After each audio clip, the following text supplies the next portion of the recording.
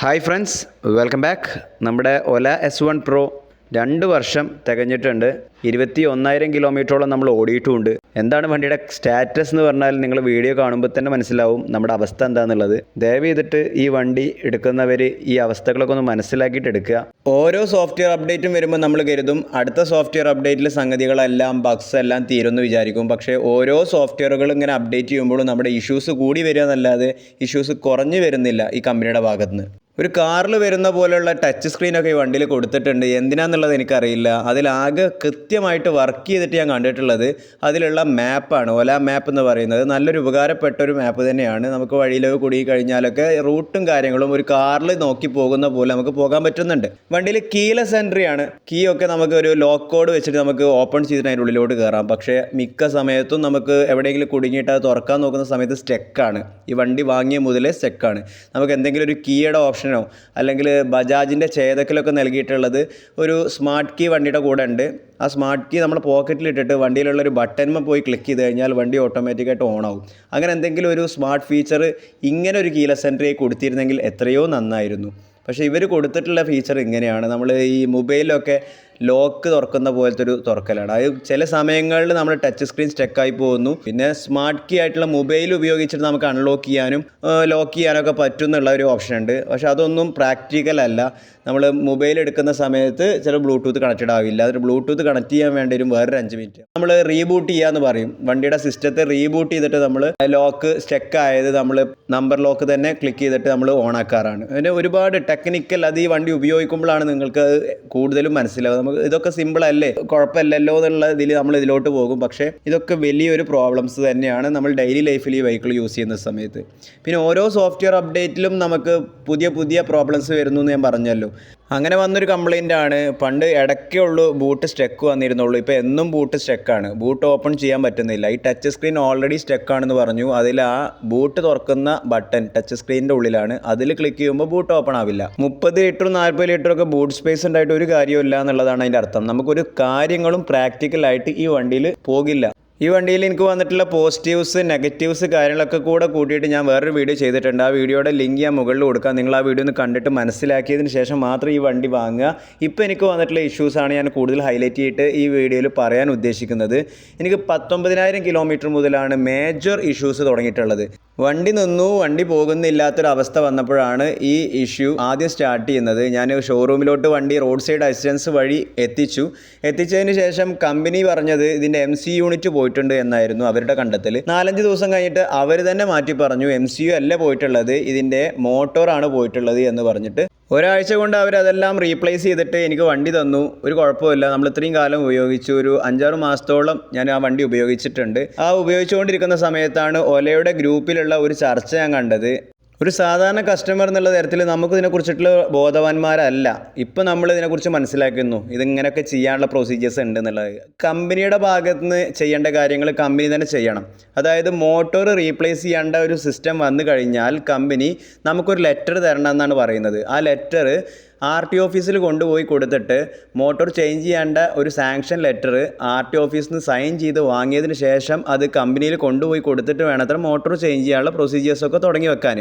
ഇങ്ങനെയൊന്നും അല്ല കമ്പനി ചെയ്യുന്നത്. കമ്പനി മോട്ടോറൊക്കെ ചേഞ്ച് ചെയ്തിട്ട് ഇങ്ങനെ RTO ഓഫീസിലേക്ക് ഒരു സാങ്ഷൻ ലെറ്റർ കൊടുത്ത് വിടുന്നു എന്നൊക്കെയാണ് ഞാൻ കേട്ടത്. എനിക്കാണെങ്കിൽ ഇങ്ങനെ RTOയിൽ കൊണ്ടുപോയി കൊടുക്കാനുള്ള ഒരു ലെറ്ററോ ഒന്നും നൽകിയിട്ടില്ല. നമുക്കതിനെക്കുറിച്ച് ചോദ്യം ചെയ്യാൻ അതിൻ്റെ അറിവും ഉണ്ടായിരുന്നില്ല. ഇങ്ങനെയൊക്കെ പോയിട്ട് ഇപ്പോൾ നമ്മൾ 4-5 മാസത്തോളം ഈ വണ്ടി ഉപയോഗിച്ചു. കമ്പനിയുടെ ഭാഗത്ത് ചെയ്യേണ്ട കാര്യങ്ങൾ കമ്പനി ഇതുവരെ ഒന്നും ചെയ്തിട്ടില്ല. കമ്പനിയിൽ ഇപ്പോൾ ഈ 4-5 മാസം കഴിഞ്ഞതിന് ശേഷം ഈ കാര്യം സംസാരിച്ചപ്പോൾ അവർക്ക് ഇങ്ങനത്തെ സംഭവമേ അറിയില്ല. അവർ ഒന്നും അറിയാത്തൊരു ലാഘവത്തിലാണ് നമ്മൾ പെരിന്തൽമണ്ണ തിരുവക്കാടിയിലുള്ള ഷോറൂമിലുള്ള ആൾക്കാർ നമ്മളോട് സംസാരിക്കുന്നത്. പലവർക്കും ഇത് മാറുന്ന സമയത്ത് ഇങ്ങനെ സാങ്ഷൻ ലെറ്റർ കിട്ടിയിട്ടുണ്ട് എന്നുള്ളതൊക്കെ അവരോട് വിളിച്ചറിയിച്ചപ്പോൾ അവർ പറയുന്നു, ഞങ്ങളെന്നാൽ അതിനെക്കുറിച്ച് കൂടുതൽ പഠിക്കട്ടെ, എന്നിട്ട് ഞങ്ങൾ ബാക്കി ഫർദർ പ്രൊസീജിയേഴ്സും കാര്യങ്ങളും നിങ്ങൾക്ക് പറഞ്ഞു തരാം എന്നുള്ള ഒരു കാര്യമൊക്കെയാണ് അവർ സംസാരിക്കുന്നത്. ഈ സമയത്താണ് നമുക്ക് പുതിയ സോഫ്റ്റ്വെയർ അപ്ഡേറ്റ് വരുന്നത്. സോഫ്റ്റ്വെയർ അപ്ഡേറ്റ് ചെയ്യാമെന്ന് പറയുമ്പോൾ തന്നെ നമുക്ക് കൂടുതൽ പ്രതീക്ഷകളാണ്. നമ്മുടെ സ്റ്റെക്കും കാര്യങ്ങളൊക്കെ തീർന്നു പോകുമോ എന്നുള്ളത്. സോഫ്റ്റ്വെയർ സോഫ്റ്റ്വെയർ അപ്ഡേറ്റ് ചെയ്തു, അടുത്ത പണി സ്റ്റാർട്ട് ചെയ്തു. വണ്ടിയിൽ ചാർജർ കണക്ട് ചെയ്ത് കഴിഞ്ഞാൽ 5 മിനിറ്റ് ചാർജ് കയറും, പിന്നെയും ചാർജ് നിൽക്കും, പിന്നെയും 5 മിനിറ്റ് കഴിഞ്ഞാൽ വീണ്ടും ഓട്ടോമാറ്റിക്കായിട്ട് ചാർജ് കയറും. ഇതിങ്ങനെ കളിച്ചുകൊണ്ടേ ഇരിക്കുകയാണ്, ചാർജ് പെർഫെക്റ്റ് ആയിട്ട് കയറുന്നില്ല. അങ്ങനത്തെ ഒരു ഇഷ്യൂ വന്നപ്പോൾ നമ്മളൊന്ന് സോഫ്റ്റ്വെയർ ഒന്ന് റീബൂട്ട് ചെയ്തിട്ട് ഈ ചാർജർ കണക്ട് ചെയ്ത് നോക്കും. സോഫ്റ്റ്വെയർ റീബൂട്ട് ചെയ്തിട്ട് ചാർജർ കണക്ട് ചെയ്യുകയാണെന്നുണ്ടെങ്കിൽ 100% വരെയും ചാർജ് കയറുന്നുണ്ട്. അപ്പോൾ ഞാനിത് ചാർജറിൻ്റെ ഇഷ്യൂ ആയിട്ടാണോ, സോക്കറ്റിൻ്റെ ഇഷ്യൂ ആയിട്ടാണോ, സോഫ്റ്റ്വെയറിൻ്റെ ഇഷ്യൂ ആയിട്ടാണോ കരുതേണ്ടത്, എനിക്കറിയില്ല. റീബൂട്ട് ചെയ്ത് കഴിഞ്ഞാൽ ചാർജ് കയറുന്നുണ്ടല്ലോ, അപ്പോൾ ഇതൊരു അഡ്ജസ്റ്റ്മെൻറ്റിൽ മുന്നോട്ട് പോകാമെന്നുള്ള തരത്തിൽ ഇനി കമ്പനിയിൽ കൊണ്ടുപോയിട്ട് കഴിഞ്ഞാൽ, ഇപ്പോൾ ഉള്ള യൂട്യൂബ് ചാനലൊക്കെ നിങ്ങൾ ഇവരുടെ സർവീസിൻ്റെ ഗുണങ്ങൾ കാണുന്നുണ്ടാവും. ഒരുപാട് വണ്ടികൾ ഷോറൂമിൽ പോയി കിടക്കുന്നത്. അപ്പോൾ ഇത് വണ്ടി ഷോറൂമിൽ കൊണ്ടുപോയി ഇട്ട് കൊടുക്കാനുള്ള ഒരു ആഗ്രഹമില്ല. ഇത് സഹിച്ച് മുന്നോട്ട് പോകാമെന്നുള്ള തരത്തിൽ അങ്ങനെ പോയിക്കൊണ്ടിരിക്കുന്ന സമയത്താണ് ഒരു ദിവസം വണ്ടി മുന്നോട്ടേ പോകുന്നില്ല. നമ്മൾ വണ്ടി ഓണാക്കി നോർമൽ സ്പോർട്സിൽ ഏതിലിട്ടാലും വണ്ടി മുന്നോട്ട് പോകുന്നില്ല. കുറേ ആക്സിലറേറ്റർ ഇങ്ങനെ ഇട്ട് തിരിക്കുന്ന സമയത്ത് ചെറുതായിട്ടൊരു മൂവ്മെൻറ്റ് ഉണ്ട്. ആ മൂവ്മെൻറ്റിൽ വേണമെങ്കിൽ പിടിച്ചു കഴിഞ്ഞാൽ വണ്ടി മുന്നോട്ട് പോകുന്നുണ്ട്. അപ്പോൾ അങ്ങനെ മെല്ലെ അത് ഓടിച്ച് ഞാൻ ഷോറൂമിലോട്ട് എത്തിച്ചു. ഷോറൂമിലുള്ളവരെ ചെക്ക് ചെയ്തിട്ട് പറഞ്ഞു അതിൻ്റെ ഫ്രണ്ടിലുള്ള ബ്രേക്ക് ജാമായതാണ്. ഈ വണ്ടിക്കൊരു പ്രോബ്ലം ഉണ്ട്, ബ്രേക്ക് ജാമായി കഴിഞ്ഞാൽ, ബ്രേക്ക് പിടിച്ചു കഴിഞ്ഞാൽ ഇതിൻ്റെ എൻജിൻ കട്ട് ഓഫ് ആവും, വണ്ടി മുന്നോട്ട് പോകില്ല. അപ്പോൾ അങ്ങനെ ബ്രേക്ക് ജാമായതാണ്, ഉള്ളിലുള്ള മാസ് സിലിണ്ടർ പൊട്ടി ലീക്ക് ആയിട്ടുണ്ടെന്ന് പറഞ്ഞു. ഇത് രണ്ടും എനിക്ക് വാറണ്ടിയിൽ തന്നെ അവർ ക്ലിയർ ആക്കി തന്നു. 2 ദിവസം കഴിഞ്ഞിട്ട് അവർ എന്നെ വിളിച്ചു വണ്ടി വന്നെടുക്കാൻ.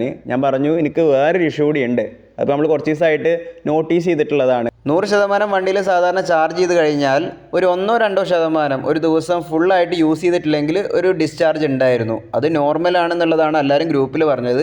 പക്ഷേ ഇപ്പോൾ ഈ 2 കൊല്ലമായതിനു ശേഷം 8%, 9% ഡിസ്ചാർജ് കാണിച്ചു തുടങ്ങിയിട്ടുണ്ട്. അപ്പോൾ ഇത് കമ്പനിയിൽ ഈ കാര്യം കൂടി ഞാനൊന്ന് റിപ്പോർട്ട് ചെയ്തു. ഇത് സ്വാഭാവികമാണോ, 2 കൊല്ലമായില്ലേ, 20,000 കിലോമീറ്റർ ഓടിയില്ലേ എന്നുള്ള തരത്തിൽ ഞാൻ സംസാരിച്ചു. അപ്പോൾ അവരെൻ്റെ അടുത്ത് പറഞ്ഞത് ബാറ്ററി ഹെൽത്ത് നമുക്ക് ചെക്ക് ചെയ്ത് നോക്കാമെന്ന് പറഞ്ഞു. ഓക്കെ, എന്നാൽ ബാറ്ററി ഹെൽത്ത് നിങ്ങൾ ചെക്ക് ചെയ്തോളൂ എന്ന് പറഞ്ഞിട്ടുണ്ട്. അവർ ബാറ്ററി ഹെൽത്ത് ചെക്ക് ചെയ്യാൻ അവർക്കൊരു മടിയാണ്. ബാറ്ററി ഹെൽത്ത് ചെക്ക് ചെയ്യാൻ പറയുന്ന സമയത്ത് അവരിട്ടിങ്ങനെ വലിപ്പിക്കണം. അവർ പറയാണ് നെറ്റ്വർക്കിൻ്റെ ഇഷ്യൂ ആണ്, ആളില്ല അങ്ങനെയെന്നൊക്കെ പറഞ്ഞിട്ട് 2 ദിവസം എടുക്കും. നിങ്ങൾക്ക് സാറേ ഇത് വലിയ ഇഷ്യൂ ഒന്നും ഇല്ലാത്ത കാര്യമല്ലേ, യൂസ് ചെയ്യുന്ന സമയത്ത് കൂടുതൽ ഡിസ്ചാർജ് ഒന്നും ഇല്ലല്ലോ, യൂസ് ചെയ്യാതിരിക്കുന്ന സമയത്തല്ലേ, ഇതിങ്ങനെ അഡ്ജസ്റ്റ് ചെയ്ത് യൂസ് ചെയ്തുകൂടെ എന്നുള്ള തരത്തിലാണ് അവർ നമ്മളോട് സംസാരിക്കുന്നത്. ഞാൻ പ്രഷർ ചെയ്തിട്ട് ഒരു 3 ദിവസം 4 ദിവസം വണ്ടി അവിടെ കടന്നോട്ടെ, എനിക്ക് ബാറ്ററി ഹെൽത്ത് ചെക്ക് ചെയ്ത് തന്നേ പറ്റുള്ളൂ എന്ന് പറഞ്ഞപ്പോൾ ഇന്നലെ അവർ വിളിച്ചിട്ട് എൻ്റെ അടുത്ത് പറഞ്ഞു ബാറ്ററി ഹെൽത്തിൽ ചെറുതായിട്ടൊരു വേരിയേഷൻ ഉണ്ട് സാറേ എന്ന് പറഞ്ഞു. അത് നിങ്ങൾക്ക് അഡ്ജസ്റ്റ് ചെയ്ത് വീണ്ടും എന്നോട് പറഞ്ഞു അഡ്ജസ്റ്റ് ചെയ്ത് യൂസ് ചെയ്താൽ പോരെ, ഇനി ബാറ്ററി മാറ്റി കിട്ടാന്നൊക്കെ പറഞ്ഞാൽ കുറേ ടൈം എടുക്കുമെന്ന് പറഞ്ഞു. എനിക്ക് ബാറ്ററി മാറ്റി കിട്ടിയേ പറ്റുള്ളൂ എന്ന് പറഞ്ഞിട്ട് അങ്ങനെ കമ്പനിയിൽ ഇപ്പോൾ വണ്ടി നിർത്തിയിട്ട് കൊടുത്തിട്ടുണ്ട്. അവർക്ക് ബാറ്ററി മാറ്റി റീപ്ലേസ് ചെയ്ത് തരാൻ 25 to 30 ദിവസത്തോളം എടുക്കുമെന്നാണ് പറഞ്ഞിട്ടുള്ളത്. എത്ര ദിവസം എടുത്താലും കുഴപ്പമില്ല, എനിക്ക് ബാറ്ററി മാറ്റി കിട്ടിയേ പറ്റുള്ളൂ എന്ന് പറഞ്ഞിട്ടാണ് ഇപ്പോൾ ഞാൻ ഷോറൂമിൽ ഇട്ട് പോന്നിട്ടുള്ളത്. ഇവരുടെ പുതിയ പരസ്യമൊക്കെ നിങ്ങൾ കണ്ടിട്ടുണ്ടാവും, ഓല ഹൈപ്പർ സർവീസ് എന്നുള്ളത്. ഈ ഡിസംബർ ആകുമ്പോഴേക്കും 1000 സർവീസ് സെൻറ്ററുകൾ ഇന്ത്യയിൽ ഒട്ടാകെ അവർ ഓപ്പൺ ചെയ്യുന്നുണ്ട്. എല്ലാ സർവീസും പെട്ടെന്നാക്കും. 48 മണിക്കൂറിൻ്റെ ഉള്ളിൽ നിങ്ങളെ സർവീസ് ചെയ്ത് വണ്ടി കിട്ടിയിട്ടില്ലെങ്കിൽ അവരുടെ ഭാഗത്ത് നിന്ന് സ്പെയർ ആയിട്ട് നമുക്ക് വേറെ വണ്ടി തരും എന്നൊക്കെ പറഞ്ഞിട്ടും, പിന്നെ ഇനി ഓല കെയർ പ്ലസ് ഉള്ള ആൾക്കാരാണെന്നുണ്ടെങ്കിൽ അവരുടെ വണ്ടി വഴി കഴിഞ്ഞാൽ അവർക്ക് ഓല ക്യാബിൻ്റെ കൂപ്പൺസ് കിട്ടും എന്നൊക്കെ പറയുന്നുണ്ട്. ഇതൊക്കെ എത്രമാത്രം പ്രാവർത്തികമാവും എന്നുള്ളത് കണ്ട് അനുഭവിച്ചും അറിയേണ്ടി വരും. 3500-4000 രൂപ കൊടുത്തെടുക്കുന്ന ഈ ഓല കെയർ പ്ലസ്സിലുള്ള ഗുണങ്ങൾ എന്തൊക്കെയെന്ന് വെച്ച് കഴിഞ്ഞാൽ അവർ വീട്ടിൽ വന്നിട്ട് ഹോം സർവീസ് ചെയ്ത് തരും, നമുക്ക് പഞ്ചർ അസിസ്റ്റ് ഉണ്ട്, 2 വട്ടം ബ്രേക്ക് പാഡ് മാറിത്തരും എന്നുള്ള കുറേ ആനുകൂല്യങ്ങൾ അവർ പറയുന്നുണ്ട്. എനിക്ക് ഓല കെയർ പ്ലസ് കൊണ്ട് കിട്ടിയ ഗുണം എന്താണെന്ന് വെച്ച് കഴിഞ്ഞാൽ എൻ്റെ ഫ്രണ്ട് ബ്രേക്ക് പാഡും അതുപോലെ ബാക്ക് ബ്രേക്ക് പാഡും ഒരു തവണ മാറി കിട്ടിയിട്ടുണ്ട്. അതും അവർ അത്രയും അവരെ ഫോഴ്സ് ചെയ്തിട്ടാണ് മാറ്റി തന്നിട്ടുള്ളത് എന്നുള്ളത് യാഥാർത്ഥ്യം നിങ്ങൾ മനസ്സിലാക്കണം. അവർ തീർന്നിട്ടില്ല എന്നൊക്കെ പറയാം. ബ്രേക്ക് പാഡ് 14,000 കിലോമീറ്റർ ഓടിയ വണ്ടിയൊക്കെയാണ് ബ്രേക്ക് പാഡ് തീർന്നിട്ടില്ല എന്ന് പറഞ്ഞിട്ട് നമ്മളെ കൊണ്ട് വലിപ്പിക്കണത്. അത് മാറ്റി തരണം എന്നുണ്ടെങ്കിൽ അവരെ നന്നായിട്ട് ഫോഴ്സ് ചെയ്താൽ തന്നെ ഉള്ളൂ ബ്രേക്ക് പാഡ് അവർ മാറ്റി തരുള്ളൂ. പിന്നീട് ഇതുകൊണ്ട് കിട്ടിയ വലിയൊരു ബെനിഫിറ്റ് എന്താണെന്ന് വെച്ച് കഴിഞ്ഞാൽ നമുക്ക് അൺലിമിറ്റഡ് ആയിട്ട് വണ്ടി ടോ ചെയ്യാനുള്ള ഒരു ബെനിഫിറ്റ്. അതായത് വണ്ടി കൊണ്ട് നമ്മൾ എത്രയോ ദൂരത്ത് കുടുങ്ങിപ്പോയാലും അവർ അവിടുന്ന് വണ്ടി കെയർ ചെയ്തിട്ട് നമ്മുടെ ഷോറൂമിലോട്ട് എത്തിച്ചു തരും. അങ്ങനെ ആ നിലമ്പൂർ വെച്ചിട്ട് വണ്ടി ബ്രേക്ക് ഡൗൺ ആയ സമയത്ത് നിലമ്പൂരിൽ നിന്ന് 70 കിലോമീറ്ററോളം അവർ ഒരു കൊട്ടവണ്ടിയിൽ കയറ്റിയിട്ടാണ് നമ്മുടെ നാട്ടിലുള്ള പെരിന്തൽമണ്ണ ഉള്ള ഓല കെയർ സെൻറ്ററിൽ വണ്ടി എത്തിച്ചത്. പക്ഷേ നമുക്കൊരു ചാർജും അവർ ഈടാക്കിയിട്ടില്ല, ഫ്രീ ഓഫ് കോസ്റ്റ് അവർ വണ്ടി എത്തിച്ചു തന്നിട്ടുണ്ട്. അതൊക്കെ ഒരു ആനുകൂല്യമായിരുന്നു അന്ന്. എന്തായാലും ഇപ്പോൾ ഞാൻ ഈ വർഷം മുതൽ ഓല കെയർ പ്ലസ് എടുത്തിട്ടില്ല. ഇതിലും നല്ലത് മറ്റുള്ള വണ്ടികളല്ലേ എന്നുള്ളത് ഒരു ചോദ്യം തന്നെയാണ്. നമ്മുടെ ചേതക്ക്, അതുപോലെ തന്നെ ഹീറോ വിഡ എന്നുള്ള ഒരുപാട് ബ്രാൻഡുകളുടെ വണ്ടികൾ ഇന്നത്തെ കാലത്ത് ഇറങ്ങുന്നുണ്ട്. അതൊക്കെ നിങ്ങൾ നന്നായിട്ടൊന്ന് പഠിച്ചിട്ട് മാത്രം ഈ വണ്ടിയിലോട്ട് വരിക. ഈ വണ്ടിയിലുള്ള ടെക്നോളജിയും ഫീച്ചേഴ്സും കാര്യങ്ങളും നോക്കി ഈ വണ്ടിയിലോട്ട് വരരുത് എന്നുള്ളതാണ് എനിക്ക് പറയാനുള്ളത്. ഇവരുടെ ഓല ഹൈപ്പർ സർവീസൊക്കെ ഒന്ന് വരട്ടെ, എന്നിട്ട് എത്രമാത്രം ഇവർ മെച്ചപ്പെടുത്താൻ ശ്രമിക്കുന്നുണ്ട് എന്നുള്ള കാര്യങ്ങളൊക്കെ നോക്കിയിട്ട് ഈ വണ്ടിയിലോട്ട് വന്നാൽ മതി. വണ്ടിയുടെ വിലയാണെങ്കിൽ നല്ല രസകരമായിട്ടുണ്ട്. പറയുന്നുണ്ട് വില പോയി 50,000 രൂപക്കാണ് ഒല ബോസ് എന്നൊക്കെ പറഞ്ഞിട്ട് ഈ വർഷം അവർ വണ്ടി സെയിലാക്കാൻ നോക്കുന്നത്. ഒല S1X എന്ന് പറയുന്ന വേരിയൻറ്റ്, അതായത് ഏകദേശം 95 കിലോമീറ്റർ റേഞ്ചൊക്കെ പറയുന്ന ഒരു വണ്ടിയാണ്. വില കൊണ്ട് നല്ല കാര്യമാണ് 50,000 രൂപക്കൊക്കെ ഒരു ഇലക്ട്രിക് വണ്ടി കിട്ടുക എന്നുള്ളത്. പക്ഷേ ഇത്രയും ബഗ്ഗുകളും ടെക്നിക്കൽ ഇഷ്യൂസും സർവീസിലുള്ള പ്രോബ്ലംസും ഉള്ള വണ്ടിയാണെന്നുള്ള കാര്യം നിങ്ങൾ നന്നായിട്ട് മനസ്സിലാക്കുക. നല്ലോണം ക്ഷമയും ഒരുപാട് സമയമോ ഇല്ല ആൾക്കാർക്ക് പറ്റിയ ഒരു വണ്ടിയാണ് ഒല S1 അല്ലെങ്കിൽ ഒല S1X എന്നൊക്കെ പറയുന്ന ഈ വേരിയൻസ്. ഒലയുടെ ഒരുപാട് ബൈക്സും കാര്യങ്ങളൊക്കെ വരുന്നുണ്ട്. എല്ലാവരും എടുക്കുന്നതിന് മുന്നേ നല്ലോണം ക്ഷമാശീലരായിട്ട് മാത്രം ഈ വണ്ടി എടുക്കുക. നമ്മുടെ ഈ വീഡിയോ നിങ്ങൾക്ക് എല്ലാവർക്കും ഉപകാരപ്പെടും എന്ന് തന്നെ വിചാരിക്കുന്നു. നിങ്ങൾക്ക് ഉപകാരപ്പെടുന്ന വീഡിയോ ആണെന്നുണ്ടെങ്കിൽ നിങ്ങളുടെ ഫ്രണ്ട്സുമായിട്ട് ഷെയർ ചെയ്യുക, ലൈക്ക് അടിക്കാൻ മറക്കരുത് ഫ്രണ്ട്സ്. അടുത്ത വീഡിയോയുമായി നമ്മൾ തമ്മിൽ കണ്ടുമുട്ടുന്നതുവരെ I am going to signing off. This is your friend Fasi Muhammad.